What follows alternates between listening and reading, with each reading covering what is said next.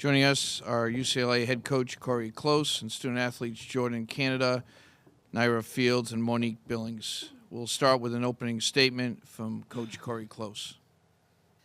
This is my least favorite opening statement. It's just hard. When you have a group of young women that you just love, adore, respect, appreciate, it's just hard to see it end. I don't care when and how, it's just hard. And I just couldn't be any more proud. I think about the things that we ask them to do on a consistent basis.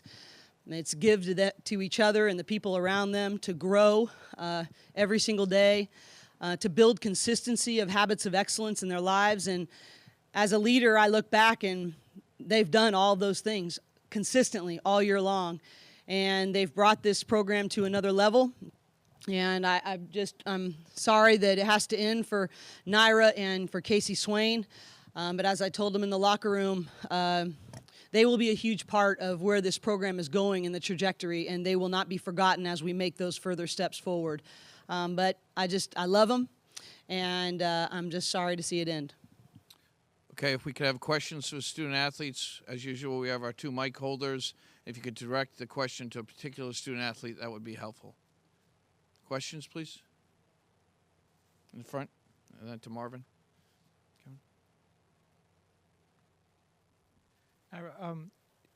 This obviously the NIT last year, then getting this far this year. This program is, as Coach mentioned, taking steps up. Is it difficult for you as well to walk away knowing that tomorrow looks really bright and that you're not going to be watching from afar, maybe? I don't think it's difficult. I'm really happy that this program is growing. I've been here since when we weren't good and we started from the bottom. So to see it now propel forward, I'm very happy and I'm very excited for the future of these young girls because I know they're going to be a great team in the future, and happy I was able to say I contributed to that. Melvin, and then over here. Jordan, first half, you guys seem like you can get into your half-court offense pretty easily. The second half, you guys' offense seemed kind of stagnated. What adjustment did Texas make to help you guys get a little off balance? Well, I think in the first half we were more aggressive. In the second half, Texas just adjusted to being more aggressive and taking us out of the sets that was working for us. So credit to them. That's all I could say was that they were more aggressive down the stretch. Over on this side. Rick Cantu, the Austin American-Statesman. Jordan, the biggest part of the game was Texas's 10-0 run to start the fourth quarter. Were you surprised that your team didn't respond better at that moment as far as Texas gaining ground like that? And your thoughts on that? I wouldn't say surprised. I mean, I don't know how to describe it. We just didn't come out aggressive. Like I said, Texas has been aggressive the whole second half. They came out on a 10-0 run, and we just couldn't match it. And I wouldn't say I'm surprised. You can't really describe that feeling. But yeah, I can't describe that. Any other questions for the UCLA student athletes? Front. Monique, just in terms of the battle with Amani Boyette, just curious if you could take me through how you think that went and, the early foul trouble, how that affected sort of the way you were able to handle that matchup for the duration of the game. I would say the game plan was just to go at her early, off positions, guards, posts, everyone, just go at her to get her in foul trouble. I think we did that well. My guards were looking for me and were able to find me and give me the ball. And I was able to hit some free throws, so I think that helped a lot. And then on defense, I think just guarding her early, not letting her get comfortable in the low post and boxing out. And I think that was just the game plan. Marvin? I know you're leaving. What have this whole NCAA tournament meant to you? Wow, that's a great question. Just the experience alone, something that I'll never take for granted, I'll never forget. You only get to go to college for 4 years, and you only do that once. And being in this tournament means everything to me. I learned a lot that I can use to apply to my future career, and definitely won't forget my teammates and the experience that I had with them. But everything about this tournament, the good and the bad, I'll take with me and kind of just cherish that. Any other questions for UCLA student athletes? Okay, we'll dismiss the student athletes. Congratulations on a great season. And we'll open up for questions for Coach Close in the front row here.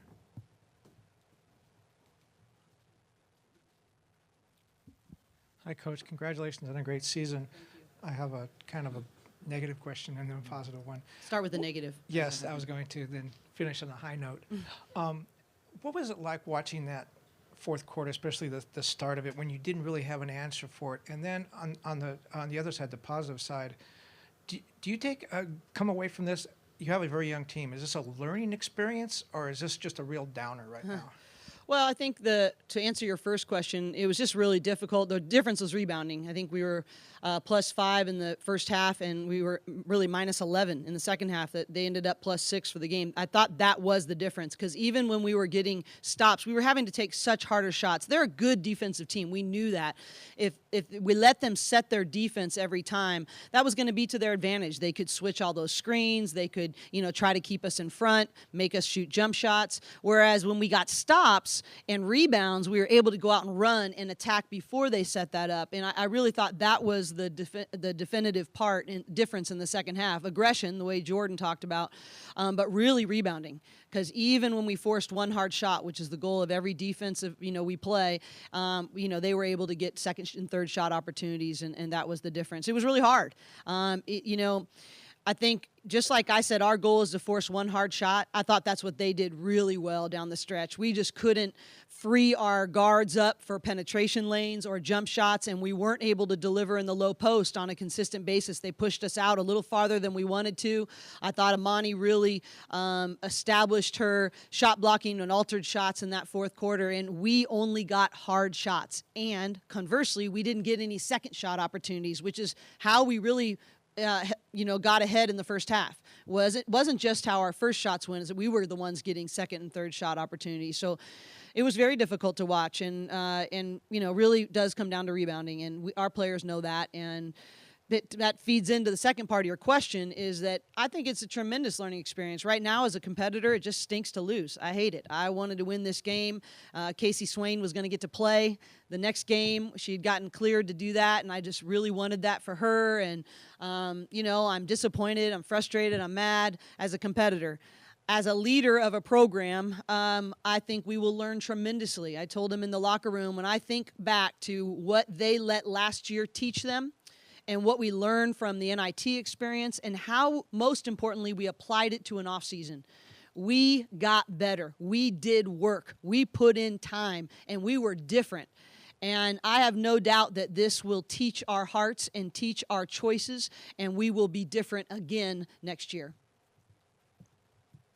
In the back, David. Coach David Siegel from Hoop Feed. Can you talk for a second about just overall this entire season? The Pac-12 was treated with some disrespect early. They've had a lot of respect of late. But even just the whole ups and downs of going through the schedule and everything that went on with the Pac-12 season this year. Well, I think, Mike said it actually after their win last night, is that you're going to have teams that make deep runs in the tournament that have double-digit losses, because the Pac-12, I think he called it a meat grinder. I think it's just prepares you so well, and not only the level of all the teams, but the different styles that we have in our conference. A lot of conferences have like a definitive style. We really have everything you can imagine. Teams that play up and down, teams that play zone, teams that play player to player, teams that press. I mean, there's just a whole wide range. But, I kept telling my colleagues all year long, I'm like, this is so fun. I mean, you got to grow every game or you get passed up. And it made me a better coach. It's moved our players' games forward. And, I think it doesn't have to be a horn we got to toot anymore. I think the numbers and the wins have, and how we performed in the NCAA tournament has spoken loudly. And I'm a little bummed I let them down today, because everybody else was killing it yesterday in the Sweet 16. But, I just am really thankful. I think we're keeping recruits home to the West Coast. I think we're, we have really good coaches. And I think we have a group of coaches that see it as bigger than themselves. We've really worked collaboratively about how to move our conference forward. A couple years ago, we met as a group before the May coaches meeting and said, hey, what are we going to do about this? What are we willing to commit to as a coaching staff, and that as a whole group of coaches, and it wouldn't have happened if everyone didn't follow the plan, but everyone did, and it was more important to be about the Pac-12 than to just be about UCLA or anybody else, and now it's paying dividends. Coach Howard Bagdell, Excel Sports, congratulations on a great season. Thank you. Just to get back to what you were speaking about in terms of rebounding, you know, with Boyette, and you were nodding when Monique was talking about just early on to get her into foul trouble. She had 1 rebound in the first half. Yeah. Is it simply a question of the idea was, you know, to hopefully get her to the point of fouling out, and that didn't end up coming to pass? You know, was there a change in terms of her strategy? You know, what led to sort of her effectiveness, and especially her effectiveness with physicality while having foul trouble already? Well, I think they really said it right. We were the aggressor. And a lot of those fouls came, or one of them for sure, and early on is after an offensive rebound. She didn't box us out. We got an offensive rebound. That's a very hard place to not foul, and we were the aggressor. I mean, the way we set screens was the aggressor. The way we boxed out, we were the aggressor. The way we went to the basket, we were the aggressor. I mean, it was, you know, defensively, the way we took away their first and second option, we were the aggressor. And credit them that they were mentally tough enough to come back, and they became the aggressors. They said, hey, they punched us in the mouth, we're ready to punch back. And, you know, obviously I don't like it, but give credit to where credit is due. And, you know, it'll bring us just another step of toughness out of us. But it really was all about aggression. Who was going to make the aggressive play first? You know, I thought that really key play was they went and got the rebound. I can't remember who, and then number 10 stepped in and got that steal. I thought that was a huge momentum shift. You know, and I thought Texas showed maturity. And the way that they went to their defense, they got shots that they wanted to in the half court. A couple of times they isolated Brooke McCarty on the outside and then went right down the middle, knowing we couldn't help off McCarty and we didn't rotate quite quick enough. And they made tough shots over long players. I mean, Kennedy Burke's got a 6'5" wingspan, and that's not an easy shot. Credit them for making it and for playing the way they wanted to play down the stretch. It'll teach us. Right now it hurts too much to think about, but I know that watching that film, our players will be, they just are really a teachable group. And they are willing to look in the mirror. They're willing to say the hard things to each other. And, you know, we'll have to look at that because their aggression really was the difference. Do you have any other questions for Coach? Marvin? Coach, you talk about a lot of things. What are you trying to say? What have you learned through the tournament process about your team and their DNA? Well, it's interesting. You know, not one of these players have ever been through this. I mean, Naira played a couple of minutes her freshman year, Casey a couple of minutes, Carrie, but really they weren't independent upon roles when we went to the NCAA tournament last time. So it was really fun to watch them. Like after we beat USF at home, and there's a lot of excitement, and it was so fun to share it with our fans. I was really curious if they had learned anything, for instance, from the Pac-12 tournament, that if you get too high, there's going to be proportionate low. And so I was really interested to watch how they came to practice. And they did. They learned, and they were hungry. They weren't. My team, I think they proved that. They weren't just satisfied to be here. They wanted to grow and get better and win. And I think the tournament just teaches you an intensity that how much every possession means, the urgency in which you have to prepare. You have to stay hungry all the time. One lapse of focus, you know, it gets you. And, you know, I'm sure we will look at a couple of possessions where there were some things under our control that we lost focus on. And, you know, it came back to bite us. But in terms of the intensity of the experience, watching a young team, you know, we played four sophomores a lot of the time. Watching them mature and internalize all that. What I love about the NCAA tournament is not only does it prepare them to be better basketball players, to become professionals, to really be an elite team, but it teaches them as young women to handle intense situations, how to prepare, how to have habits of excellence, how to handle all the external distractions. That's about preparing you for life. And as to watch them mature in that way, that doesn't go away. The rest of it ends at some point. You get 4 years. But what they're gaining from that as young women, that will be with them forever. One last question from Doug here in the front row. Hey, Coach. Congrats on a really nice season. Thank you. I know you were friendly with Gino, and you went to watch his team practice, obviously, in years past. Did you catch any of today's game beforehand? And if so, Yeah. watching that, I mean, what do you think as a coach seeing that? Oh, yeah. They are really good. Gino and his whole staff have been really good to me. And, it's been lots of people have talked about that. I've gone to watch them practice for extended days on 2 different occasions, and they were incredibly gracious. I've called and picked their brains on some things as I've tried to develop as a coach, and I really appreciate that. A lot of coaches wouldn't at his level, and it's their whole staff. I mean, it's Chris and Marissa and Shay. They wouldn't take that time to then pay it forward into helping me grow our program, so I'm appreciative of that. I think it's not just the level of excellence in which they're playing. It's the style and versatility and selflessness that they play with. They play extremely hard. They play both ends of the floor. They're incredibly versatile. They're high IQ, and they do it every night. That's not an easy thing. It's easy to say, hard to do. And they've just proven that over time. And, as a Wooden disciple, the way people talked about Wooden's teams and still talk about Wooden's teams is the way they're talking about Gino's teams right now. And they've earned every bit of recognition they're getting. They're setting the bar really high for people to reach, but our entire game will be better in the long term because of them, how high they've set that bar. Okay, Coach, thank you. Congratulations on a Thank on a you, great and thank you, season. media, for covering our great sport. We need you. Thanks, Coach. The Texas coach and student athletes will be in the room shortly.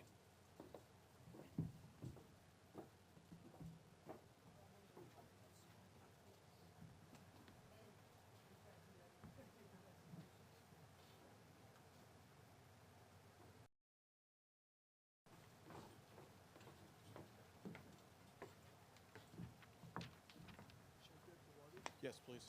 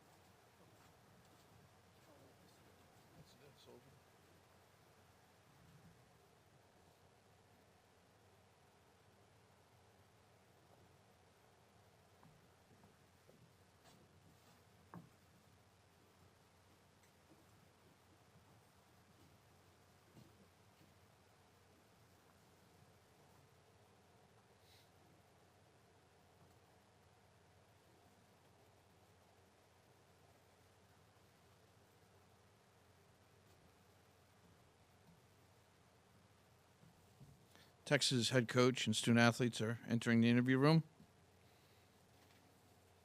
Again, a reminder, tomorrow's press conferences start at 11 o'clock with the UConn session, which goes from 11 to 11:35 a.m. And then the Texas session begins at 1:10 and goes through 1:45 p.m. We have entering the interview room Texas head coach Karen Aston and student athletes Brooke McCarty and Amani Boyette.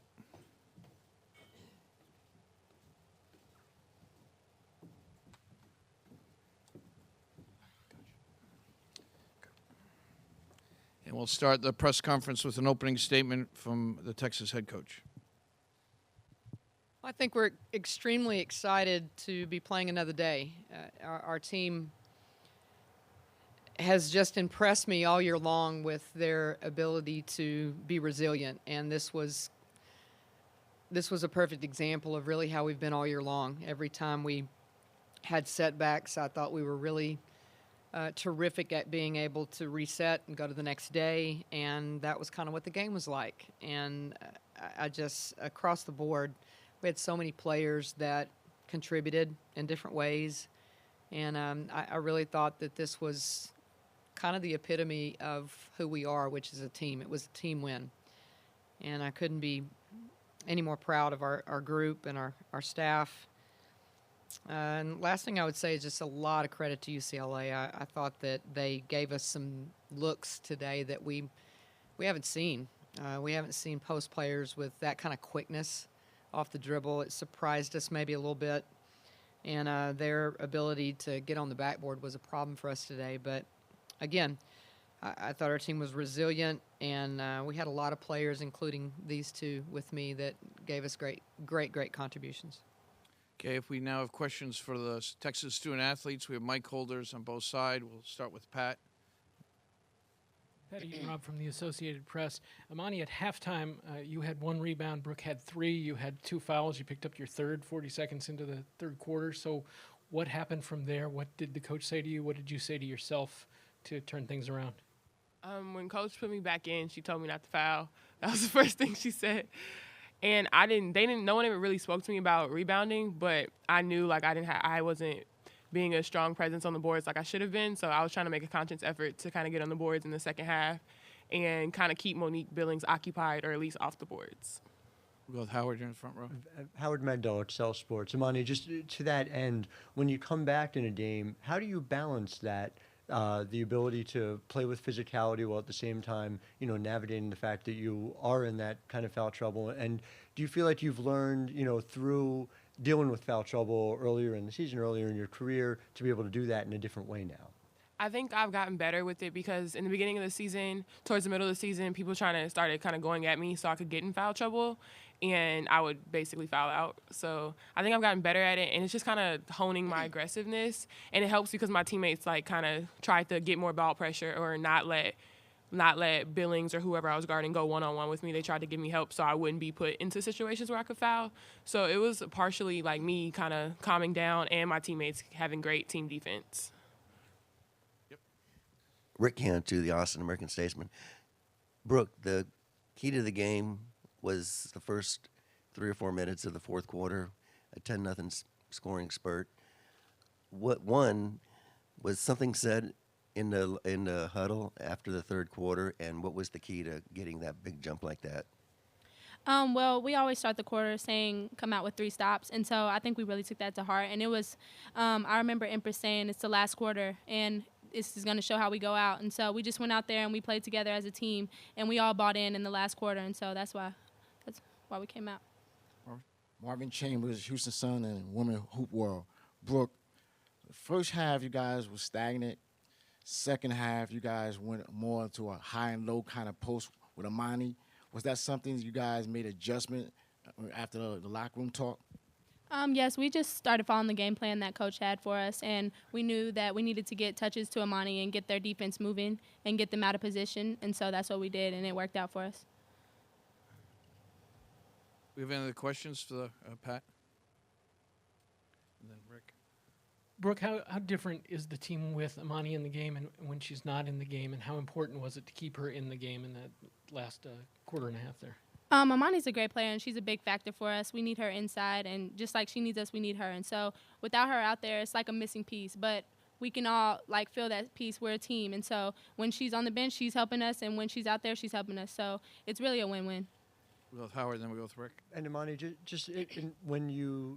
how often do you think about the matchup with Connecticut you last had, and specifically with Brianna Stewart, and do you feel like you have a different strategy coming in to attack that matchup on Monday night? I think we were very aware in terms of our off season about how we ended our season last year, so we tried to put in the work coming into the tournament and during the season so we can come in with a higher seed and try our best to go as far as possible. But we have no clue so far about how we're going to play tomorrow because we were focused on UCLA and our opponent today and getting through them because we couldn't try to play Connecticut if we hadn't beat UCLA. We had to respect them, and we did. Imani, the UCLA coach said the difference in this game was rebounds. You were -5 in the first half, +11 in the second half. Was it your aggression or in the second half that led you to where you are? And was there a fear that you might be playing your last game if things didn't shape up?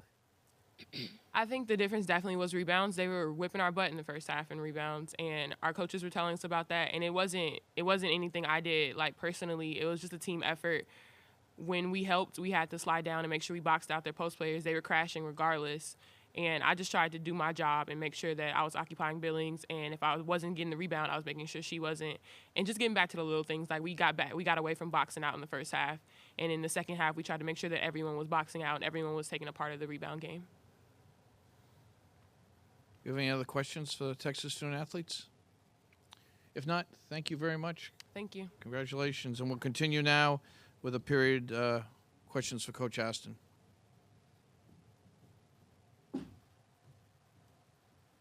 Howard, and then we'll go Pat. Just Coach, in line of what I was talking with Imani about just now, what has changed about her ability to, once she's in foul trouble, be able to still be as effective as she was to put up 18 and 10, even though she was in foul trouble. Most of that production came after the foul trouble. I think a lot of it for Imani is it's just an evolution of her mindset. She's matured, as our whole team has, and I think all year long, she said she's learned some lessons throughout conference play, but I really believe all year long she's had a much more level of maturity as far as handling foul trouble and knowing, when to back off a little bit and give a player some space, when to let it go. She did go through one little span that she had to think about that. She was getting fouls early because people were going right at her, and she probably did learn some discipline lessons with that. I also think that it helps her to know that we do have some other players. I thought, numbers-wise, Kelsey, it doesn't look like she did a lot, but I thought the putback she gave us a little lift, and, I think it helps her to know that it's not all her responsibility. Pat? Coach, can you address that 10-point run at the beginning of the fourth quarter and the fourth quarter in general? When Ariel made that three-point play late, she just had that reaction afterwards. It seemed like a change in the attitude, like you weren't going to lose at that point. I think we definitely tried to reset at the end of the third quarter because I actually thought we had some good moments in the third quarter, but it seemed like every time we made a run, we would relax and let them go down. I think there was one play where we scored. I think we may have even taken the lead or tied it, and Corver comes down and hits a three uncontested. And that was the main topic of conversation, which was let's try to get 2 or 3 stops in a row by not relaxing if we score. And I thought they did a much better job of locking in, and they obviously were better rebounding in the fourth quarter. With Rick, and we'll go Marvin. Coach Close said there's not one play that makes a game, but she did single out LaShawn Higgs, made a steal at the very beginning of the fourth quarter. It was kind of a gift basket that she thought that maybe that was one of the things that led to what happened afterward. It was definitely a big basket because it energized our team, and I think we like to pick up full court. Sometimes they do it spontaneously, and that was one of those times. And she makes a lot of plays that are spontaneous, and you love a player like that, even though sometimes they do things you don't quite know what they're doing. It's still fun to watch them.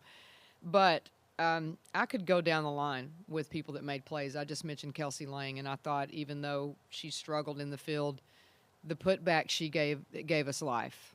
And again, Bree Taylor made some plays that were good for us. So I really think you could go down the line with players that made plays, and that's the difference in our team, Rick, is that we have players that make plays now, and it's across the board. We don't just rely on one person to do everything for us. Coach, in the fourth quarter, the game was kind of nick and tuck from time to time, and it seemed like you was really starting to game manage for your team. Was that something consciously you was doing or not? It was. We were trying to run some different sets that, first of all, gave some mismatch opportunities to our team. Some of them were to try to get the ball into Imani. There were a couple of things we ran to try to get Brooke a shot because she was shooting the ball well.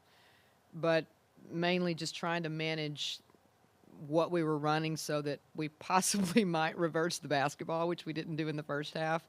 And sometimes if I managed what we're running, they they reverse it without thinking. And so I was trying to get them into some action that would involve reversal. We'll go David in the back, and then we'll go Doug here up front. Coach David Siegel from Hoop Feed.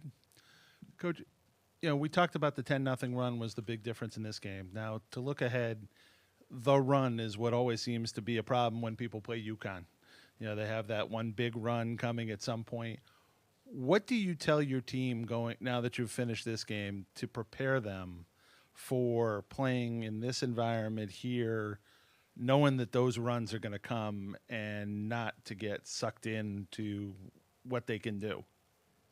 Well, it's definitely easier said than done. And by the way, I appreciate you guys, what you do for us, for women's basketball. We all keep up, and it's a great thing. But their runs are tough. Obviously, with the crowd being what it is, they feed off of it. But they're also very capable because you don't have someone on their team that you can pinpoint. And I think that's what makes them so good, is that every player on their team is explosive. Every player is terrific offensively. But on the flip side of that, what is more impressive in person than it is on film, which I haven't looked at film on them, but I've obviously seen them play. But what's the most impressive is their length defensively. I think you really have to have some patience, back to your question. If you shoot quick a lot of times in a row, then you're probably going to get sucked in. And we did that last year, so I hope that we can maybe reflect a little bit on shot selection last year. But, again, they force you into shots that are bad because they're so long. Doug? Hey, Coach. Doug Feinberg, the AP. Two-part question. First, how big is it for this program to make that next step and get back for the first time, I think, in 13 years to the regional finals? And second part is, I don't know if you watched it all, but seeing the UConn game before you where, it was over in the first quarter, is that something where your team, you don't want them watching anymore in case you do play them again, or they're just out there and appreciating, obviously, some very well-played basketball? Well, first of all, your first question, it's phenomenal that we're in the regional final. 4 years ago, I don't know that we would have projected that or anybody else would have, but as a coach, especially one that's gone through the process as long as I have as an assistant coach at Texas, and then as a head coach, you have certain teams that you really appreciate. And aside from where our program is right now, and I'm really proud of that, it's hard for me not to just stay in the moment with this team because they're really fun to coach.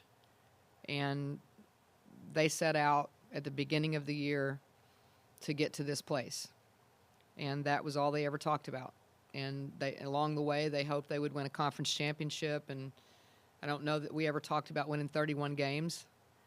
But I do know that this was exactly where they wanted to be. They wanted to get one step farther than they did last year and feel like that they were continuing to improve. And they've stayed in the moment with that all year long. And I'm extremely, extremely proud of them.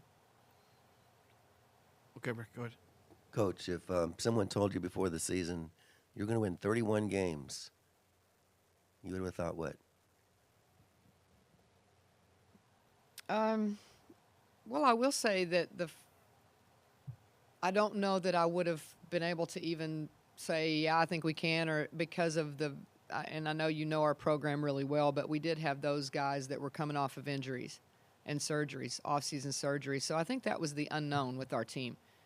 And those guys really, all of them that came off of the surgeries, other than the fact that Brady could not really get recovered from hers, they all came back and have given us something really special.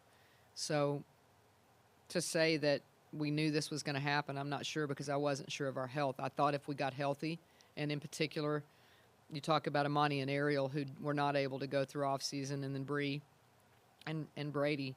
But to have Imani in particular all year long has been special for her and for our team, because she's never been able to play a whole year. She's never played more than a semester. So, But we were talking about that back there, Travis and I were, who have obviously, we've all been a part of special teams. You could have a team that goes to the Final Four and not win 31 games. So this is a special season, no question. We'll do 2 more questions, Howard, and then Marvin to wrap it up. And Coach, Coach, this is sort of like a two-parter, but it touches on what you said. How significant to have Imani and have the two of you in that situation against the team, that ended the season last year for you, as a competitor, as a milepost for the program, and just do you think about it? Have you started to think about it in terms of someone who can upend what seems like this, this march towards history? I think that we would not have played as hard as we played today with the competitiveness that we played today had we not wanted the opportunity to play UConn tomorrow. Because some people just wouldn't want to take the chance. And I think that our players understand that they are the standard. I mean, we saw it firsthand last year. Everybody has seen it. So I think we all understand that that is what level we're all striving for.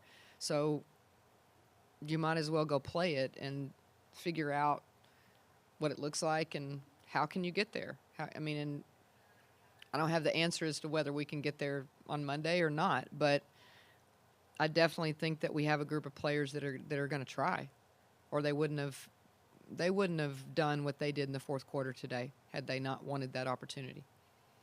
Last question, Marvin. Coach, you talk about UConn length, and as you go on through your game plan, how do you simulate their length, their speed, their physicality in practice? Well, I think I'm going to dress Tina Thompson out. That's going to be a starter for me. I think I'll see if I can slip her in a uniform and start there. Hard to get ready for that in 48 hours. I mean, that's tough.